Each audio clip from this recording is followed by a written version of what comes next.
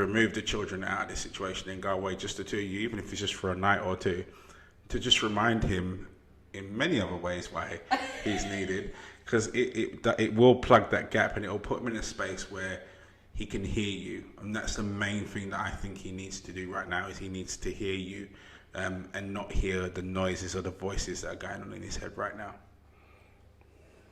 Okay.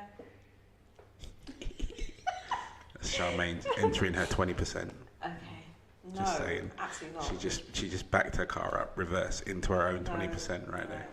I still feel like my tone was really good.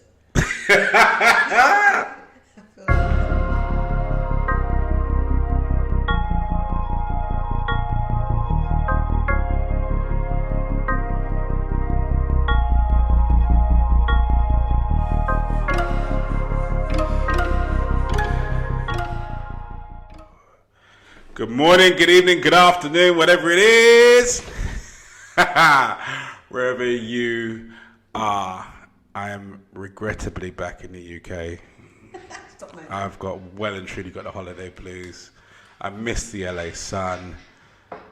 Anyway, welcome back to another episode of Couple School. I'm joined, as always, by the lady of self-love herself, Charmaine Lawrence. Hello guys, how you doing? This one I might need to clear my throat for, because it's quite a long scenario. So those of you that would have caught us online for the last Couple School After School, by the way, thank you very much for joining in. I think that was probably my most enjoyable yet. Lots of laughs, lots of jokes, hopefully lots of gems as well. I've still got to look back over it, but I think I might try and do that this evening. But those of you that would have caught the title of today's episode. And I'm laughing because I know Charmaine is particularly opinionated when it comes to this particular subject. Aren't you, Charmaine? Yes, I am actually. Yes, she is. Yes, she is. And I did promise another scenario because I do have one. So, anyway. So, it's rather a long-winded one, so bear with me. So, somebody writes in and says, I have been with my partner for just over 10 years now. When we first got together, he was working for a law firm and making really good money. So much so that when I fell pregnant, I stopped working and then just focused on being a stay-at-home mum. As the years went on, we lived a really good life. He made a few promotions and life was good. About 4 years ago, my friend approached me about opening a nursery. Both our kids were now at school and we had time on our hands, plus the business worked alongside school pickup times. We created a plan which he helped me to do, and we opened the business. We focused on making the nursery based on preparing children for school, and even created our own curriculum that we've been praised for. The business took off and has resulted in us opening a second premises and have a waiting list at both. My husband has since been made redundant and is struggling to find work, and now I find myself as the main breadwinner. He's really starting to struggle with this. It feels like he's picking fights and causing arguments wherever the money subject comes up. I want to organise a holiday because we can afford it, but I'm afraid that he would take it the wrong way. What should I do? I love how you just turn and face me. Yeah, man! It's a trademark. What should I do? She should book the holiday and she should go on holiday with her family. I don't get this. Should she take him with her? Yes, of course. He's part of the family. What if he doesn't want to go? No, he needs to go. He needs to just buckle up. It's ridiculous, as you all know what I'm going to say. It's ridiculous. He did his part, and now she's doing her part. His part allowed her to put her in a position to be able to do her part. Now, Yes. just buckle up. It's not that big of a deal. Just relax for a bit. Look for a job that you really want, and when it comes along, it will come along. And I know that men need to be providers and protectors. Yes, they do. I'm for that. But at this present moment, you're not in it. So tidy up. Tidy up. Tidy up. Do something else. Do something around the house. I mean, paint. Figure it out. It's not that deep. I know you're going to disagree with me, but that's because you're a man. Not in the way that you think I'm going to. Okay. Not the way I'm thinking I'm going to. How can I put this? I'm not as traditional in that sense as probably most of the guys watching this are, because I I look at relationships, and I get pulled up on this all the time. I look at relationships much the same way I would approach a business. It's the most applicable person to do the most applicable jobs. That's the way I look on it. So at the time, if you're making a certain amount of money and it's more than the other person, then you show the vast majority of the household income. And actually, to be fair, even when it comes to our household, I don't consider it to be my money and Karen's money. I look at it as a collective amount. So whatever the figure is from whichever person, I'm dealing with the total and then working out how that gets allocated, and we discuss that X, Y, and Z. So I speak to a lot of guys, and this subject is a big one for them, and it's all to do with traditions and what's expected of you and what impressions people get of you, and also you being able to stand in the same room as the other people and your counterparts and other people that maybe are making more money than you in a better circumstance and a better scenario and a better career. And it's that word better that causes the problem, you know, and it's all about people feeling inadequate. You know, I don't agree with someone making your other half or your family dismal because you're not doing the same thing that you used to, or doing the thing that you feel that you should do. I just think in that sort of respect, if that matters so much to you to the point where it makes you feel away, then you should get off your backside and go and do something about it. It's basically that. I agree. I think the problem is that there's this idea of comparing yourself to others, and I think sometimes with men, some men put value on what their value, their self-worth in what they bring home, like how they provide in for their partners. I think I'd go as far as to say all men do that to a degree, because that's what society and the world demands from us. You know. So I think that in itself is a problem. If your self-worth is based on how much you can provide, then obviously if you're not able to provide, then your self-worth is going to be low. And I think that is a major issue. But I guess tradition has taught men to do that. I mean, I love a provider. Let's be real, but I do. I love a provider. I like defined roles. It doesn't have to be the set roles of tradition, but I like defined roles. Okay. I like to know that's your job and that's my job. Yep. And if I'm tired and I need you to help me with my job, then you help me with my job, and vice versa. But that's still my job. I like that feeling. I like to know that that's my job that you're doing and helping me out with, or this is your job that I'm helping you out with. I like that feeling. It's that compartmentalizing. Charmaine loves boxes, and to be fair, I'm no different. I think. As I said, I do look at my house, my relationships, and the much way I would do if I was analysing a business, and I'd be like, right, well, you're most applicable to do this job. So these are all the tasks that are required to do in order to make this thing function.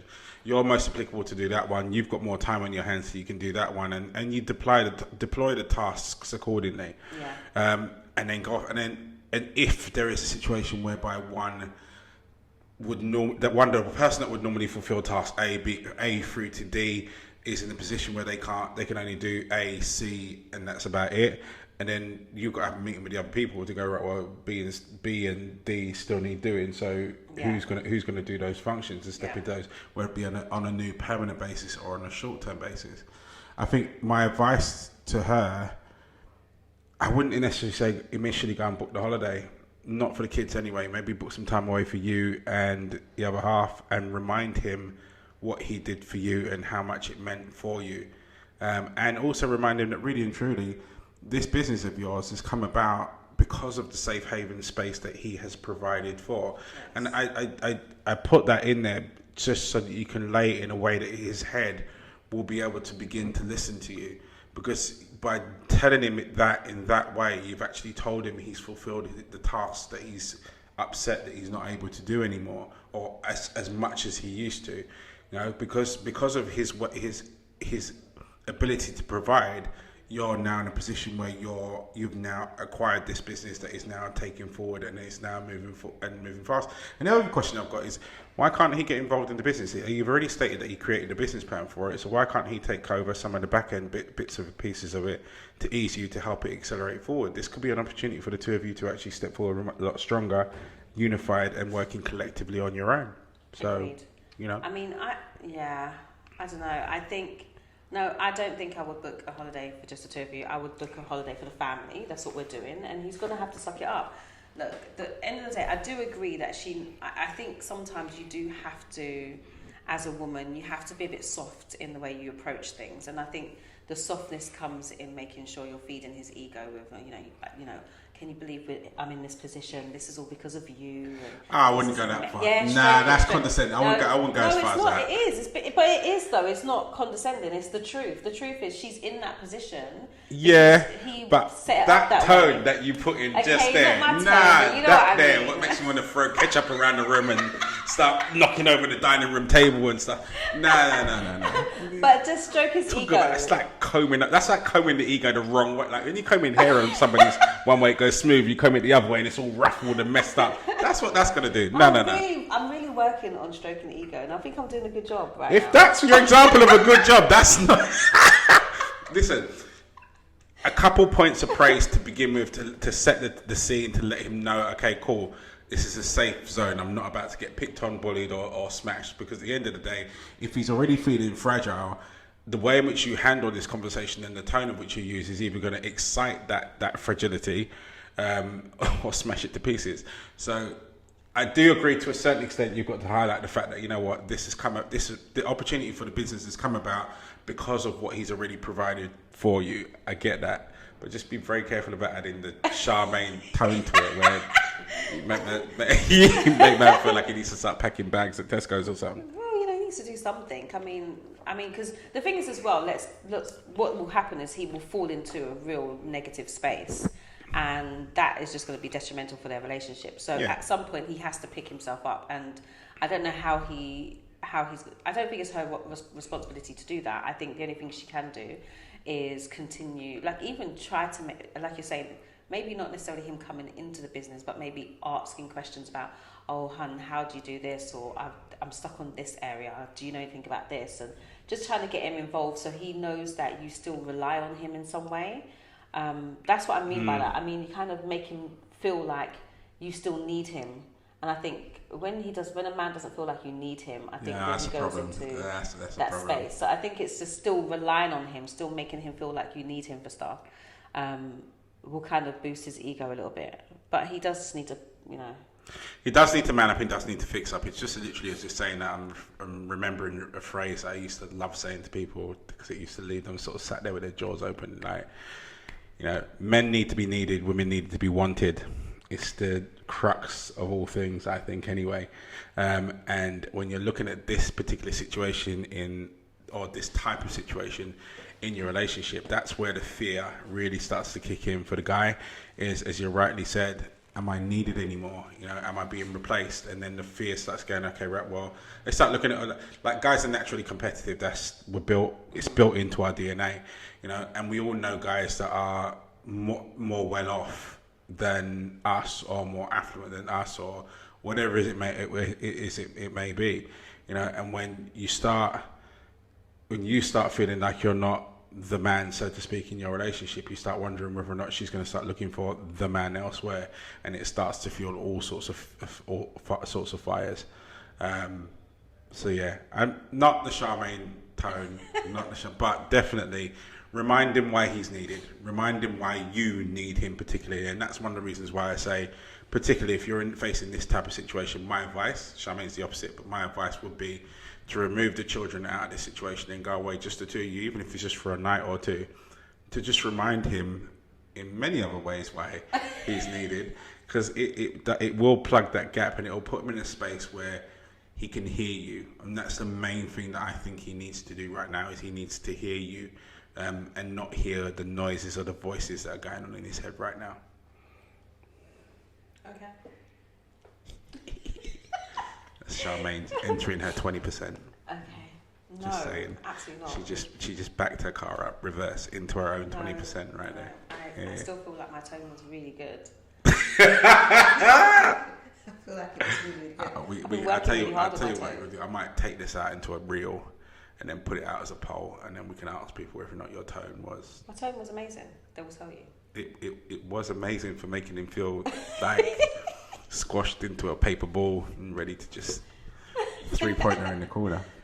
So, but what advice? I know we've told him to suck it up, but if we're taking the advice down into a finer level, what advice would you give him? Because if we put ourselves in his context and we put ourselves in his frame of mind as to where he is, so he's feeling fragile, he's feeling unwanted, maybe not unwanted is the wrong word, unneeded, maybe surplus to requirements because now she's more than fulfilling the role that he provided for within the relationship. Yeah. You know, they've got at least one kid they mentioned, so now all of the kids' toys is going through her. He's probably having to ask her for money where he's probably probably had to do that before to anyone, and that can be really that can be a real big massive come down for someone to go, someone that was used to being the person that gets asked for stuff, and now all of a sudden you're the one that's having to ask. It makes you feel like you're getting pocket money, that sort of stuff. So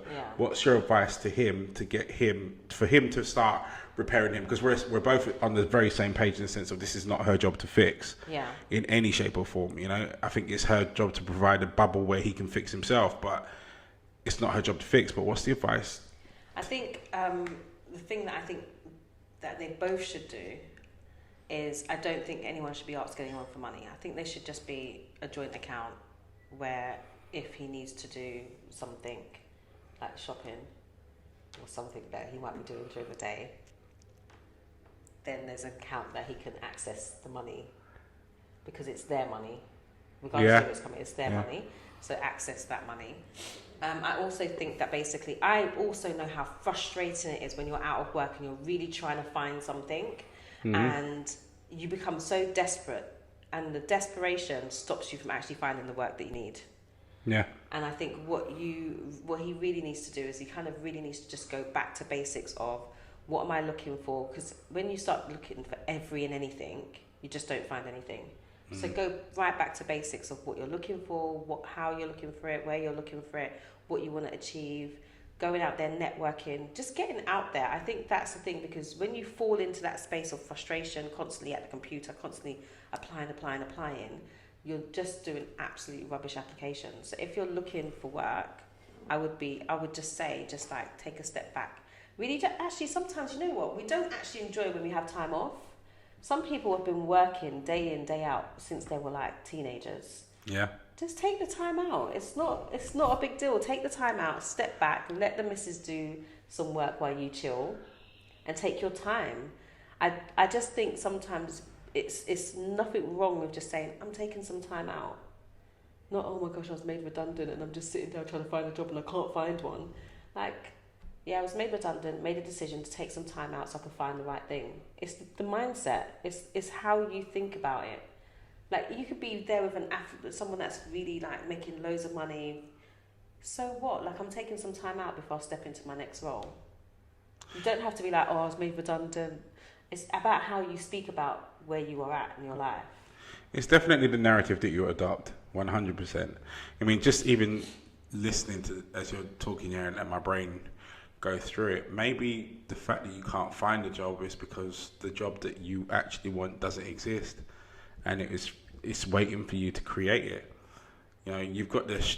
God gave you a shining example there where your missus was sat in a very similar situation to yours. Maybe not where she was applying for jobs, but certainly where she was in a space where you were making money and she was sat at home and doing what she needed to do in terms of the kids and fulfilling those sorts of roles. And then her epiphanal situation came to her. You've got the same opportunity because her business is successful. She can manage the household finances right about now. You're not wanting for cash, and you're not in a situation where you're desperate for stuff. You're desperate because your ego is involved and you're like, right, well, I'm feeling so frustrated because I'm applying for this, I'm applying for that, and it's not working. But if you take a look at your actual scenario right about now, you're in a position where you want to be working, but you don't need to be.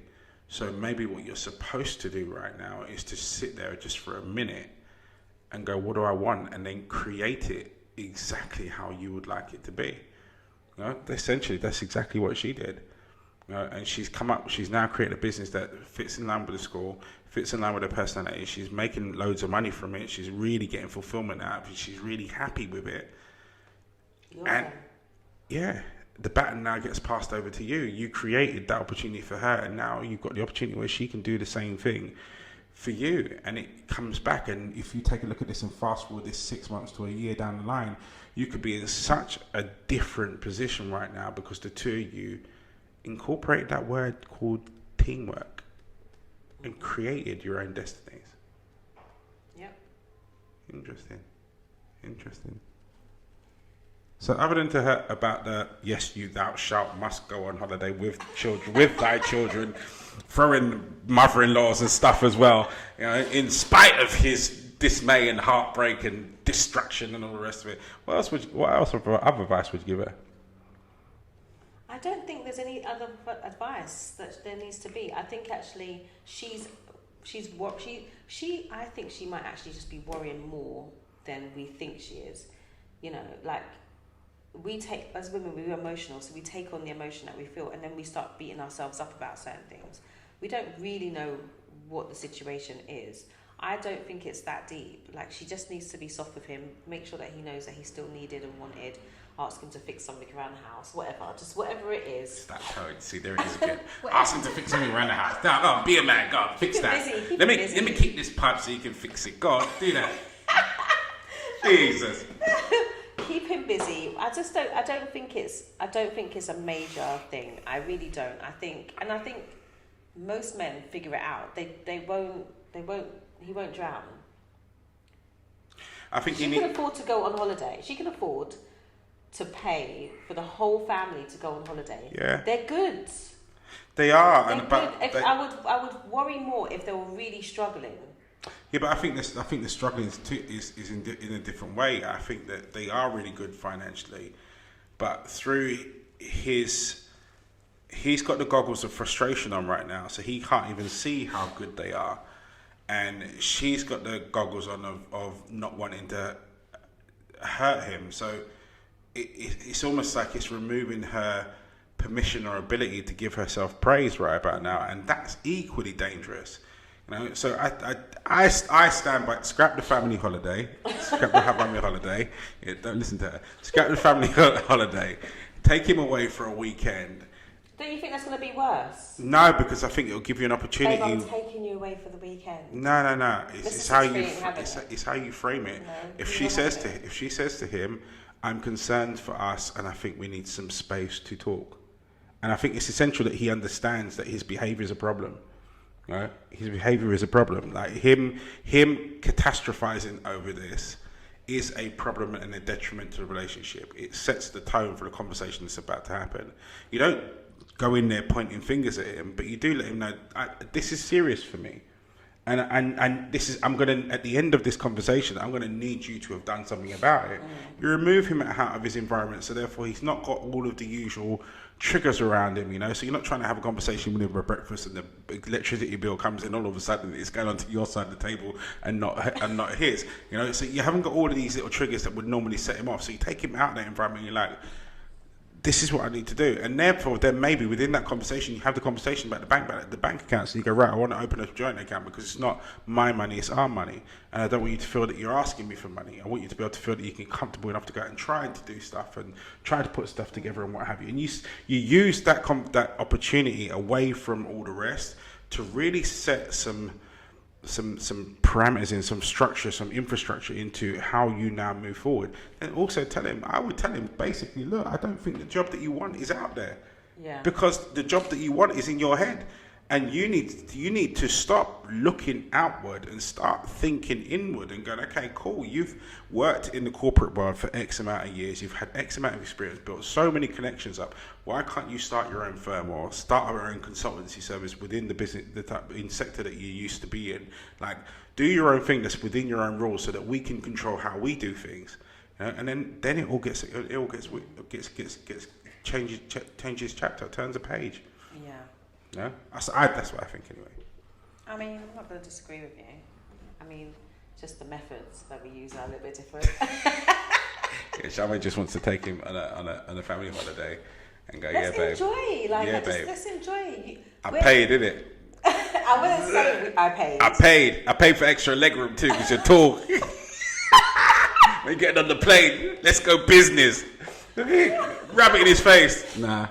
It's not rubbing in his face. It's our money. Yeah, but I think that You book it then. Yeah, babe. Okay, so hear this. No, wait, because we don't know they've got a joint account yet. So right now you're saying this is what you're saying for her to do. Yeah, babe's like, let's go on holiday. I'll tell you what, you book it. Here's my card. I guarantee they're having an argument that evening. Guarantee it. Fire, flames, all sorts. Teapots across the table. Gosh, you know what? If this was the other way around, it wouldn't be an issue. I'd be like, yeah, give me your card then. Yeah, no, but again, we're stepping into traditions. And actually, from a guy's perspective, I quite like that when Karen goes, yeah, babe, give me your card. I need to pay for this one and the other. I'm like, yeah, it's traditions and expectations. Yeah, you know, but it doesn't. We're walking away from those traditions and expectations. It doesn't fit the modern world anymore. Mm-hmm. You know, because there are loads of women out there that are out there doing their stuff, doing their thing, and making mad figures and creating awesome opportunities out there, and I praise them to the 100, you know. But we do have this archaic collar that holds us back, and it's getting better, yes. But this scenario here and this section that we're talking about is all born and derived from that age-old thing where man must be breadwinner because I is man. It doesn't fit in with the world now or where we're going with so many women absolutely bossing it up and doing their thing and killing it out there in the career industry and the working world. You know, like I don't think for me personally, I don't think I could hack being a house husband. Or actually, I don't think that's not my thinking. I know I can't. Like, I think you could do it. No, I was at home. I was at home with my two younger ones. Like every Wednesday, Karen goes to work and I'm at home with the two boys. And some days we make it through and everybody's okay. some days we come home and Karen's walking into a minefield. She's like, oh, like the house is tense. Like we're all grunting at each other and this, that, and the other. Bear in mind, one of them's only one, but he's well and truly in there. I don't. Maybe if we had unlimited budgets and this and the other, maybe it will be different and I could fill it up with activities and the rest of it. But I think there's part of me that I'm that guy that I would prefer to burn more fuel moving than sit in a traffic jam and wait. I'm not a chilled person to just wait for stuff. So I need to be able to do. I need to be doing my own thing. Yeah. You know, I need to be doing my own thing. I say over and over again that people should create the relationships that work for them. Yeah. And that's going to change over time. So there might be one time where it's like this, a time that's like that. But you create it. The conversation should be always happening that this is the situation, that's the situation. Like I remember Mr. 63 said, yeah, I'm not going to do that job no more. No, he actually didn't do that. This is what he did. Hey, babe. I said, hi. He's like, yeah, I've handed my notice in. I don't know why. I think he's a G. I love it. I said, oh, okay. He's like, yeah, I'm just going to start the business now. I was like, great. It's fabulous. I'm so proud of you. I got in your head, I was like this. Your spreadsheet in your head was sweating. I got to and I was like, oh my gosh. How are we going to cope? Is this going to be okay? And I was like, you know what? Just trust the man. He'll figure it out. If I start acting like I'm scared, it's going to make him scared. Then he's not going to move forward in the way that he needs to move forward. Yeah. That was like a year ago. He's doing bits. I could quit my job if I wanted to. Yeah. But I'm not going to do that because I ain't got a ring yet. So, yeah. Can't claim nothing. Can't claim half. She can't claim half. But literally, like, sometimes you just have to just design your relationship the way it is. Have the conversation. You know, he was made redundant. They must have had a conversation up to when he was made redundant of what was going to happen. You know, where's he at? They should be having conversations about where he's at, his emotions about what does he want to do. Is this not working? Do you want to change careers completely? Those conversations should be happening. No one should be walking on eggshells to not say anything, to give him this time. Like even is she going in and having conversation like, how's your day been? Like, did anything come back? Do you think this is working? Do you want to do something else? Do you want to join me with a business? Like, what conversations are happening? She might just be walking on eggshells when actually he's just waiting for that communication, because looking for a job and you're on your own doing that and nobody's checking in with you is frustrating. And lonely. The application forms itself. Like, no one's trying to take CVs anymore. Nope. They're like filling the full application form. And then, single and one. then also give me your Facebook login so I know exactly what you're doing in your spare time. Yeah, also LinkedIn. Want your LinkedIn, want this, want that. Like, it's jarring just for one job. And then you have to do, 4 of those a day? 5 of those a day? It's soul destroying. It's tiring. It's horrible. Soul destroying. So, I think you're right. I mean, we always talk the 2 subjects that aren't discussed, sex and money. But communication is so important. It's so important. You know, if she's not having those conversations with him, then he's likely to be feeling so alone right about now and feeling that this is his problem. And when someone enters into that world where it's a we problem, but I consider it to be a me problem, then me problem will make a lot of problems along the way.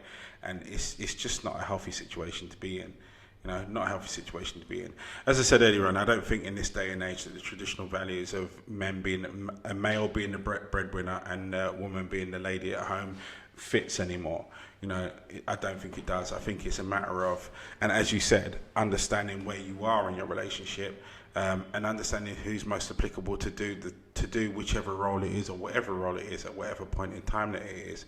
You know, like this situation here, if he wasn't so into his feelings about it and wasn't so feeling so down about it, can you imagine the life that they could be living? Because she's got a business that's moving at pace and growing at that and generating enough money whereby they could be living life on demand and in command. You know, the fact that his ego's kicked in and because for whatever reason it may be that's attached to it has made him feel like, whether you use the term lesser of a man or whatever it is, you're now actually robbing yourself of the joy that actually the 2 of you have created together. Because she could not have had that business had he not been in the position that he was in before, and helped her create the business plan to create it. And maybe the whole God's plan of it was actually that's what they're supposed to be doing. That was supposed to take over that so that he can actually create something that he's in complete control of. Yeah. Anyway, I've just seen the time, so I'm going to stop talking now. So that brings us to the end of this episode. I hope it was useful. I hope whoever it is that wrote in, I hope you found the answers that you're looking for, and I hope that we've dropped enough in there, if not to solve your problem, to at least spark a thought that creates a change. Anyway, that's us out for this week. If you haven't hit the subscribe button, why not? Please do it now. If you haven't hit that, what's that little bell in the corner? Yeah, that bell in the corner that apparently gives us notifications. I'm not very clued up when it comes to these sorts of things. Don't forget to share. Yeah, I just take the information through from here. So don't forget to hit the bell in the corner that notifies when the next post goes out. Also, don't forget to share the posts out to those that may need it. Those that may need it, and those that just would like to listen and join in. Couple School After School, Tuesday at 8:30. We'll be airing this subject here and going off track if you want us to. Feel free to join in. Please come and feel free to get brave enough to hit that button that puts your face on the screen so we can all see it and we can all have a general conversation and chit chat. Anyway, that's us out for this week. I'll leave you in Charmaine's hands. See you later, guys. Peace.